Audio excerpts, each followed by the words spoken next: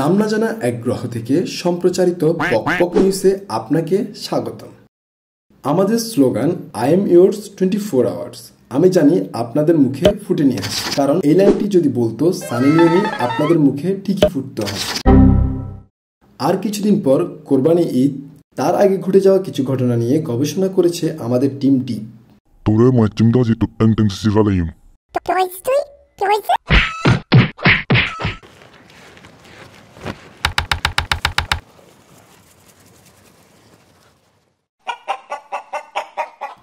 গবেষণা 1। অন্যান্য দেশের ছেলেরা থাপ্পড় মারে মেয়ের পাছায়, আর বাংলাদেশের ছেলেরা বর্তমান থাপ্পড় মারছে গরুর পাছায়। গবেষণা 2। গরু নামক প্রাণীটিকে কেউ বানিয়ে ঘোড়া, তার উপর উঠে চড়ছে তারা, এতেও তাদের মিলেনি শান্তি, তাই তো গরু বাজারে গিয়ে সৃষ্টি করছে তারা অশান্তি। মামা, গরু কত? জি মামা, 1,50,000 টাকা। না মামা, আমি 1,35,000 টাকা দিব। এই গরুটা তো আমি আরো দাম দিয়ে বিক্রি করতে পারবো দেখতেছি। না মামা, 1,50,000 টাকার নিচে 1 টাকা কম হইব না। আনে লইলে লন, না লইলে নাই। হবে না? আচ্ছা। জি ভাই, দাঁড়ান। জি ভাই, বলেন।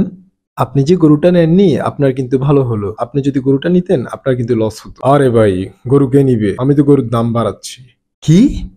গবেষণা 3। কোরবানের আগে যারা মেয়েকে দিয়েছেন বিয়ে, গরু ছাগল নিয়ে দৌড়াদৌড়ি করছেন তারা হাটে গিয়ে। গবেষণা 4। সমাজের কিছু বড় লোক বড় অঙ্কের টাকা দিয়ে কিনছে গরু, প্রতিযোগিতায় জিতার পর সবার মুখে মুখে তাদের নাম বলা হচ্ছে শুরু। তুই কি জানস? কি? কাউরো বাড়ির কুদ্দুস আঙ্কেল নাকি 25 লাখ টাকা দিয়ে গরু নিচ্ছে। কি বলস?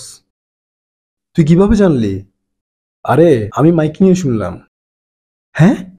সুখবর সুখবর সুখবর, কাউরো বাড়ির কুদ্দুস মিয়া 25 লক্ষ টাকা দিয়ে গরু নিয়েছে এবার।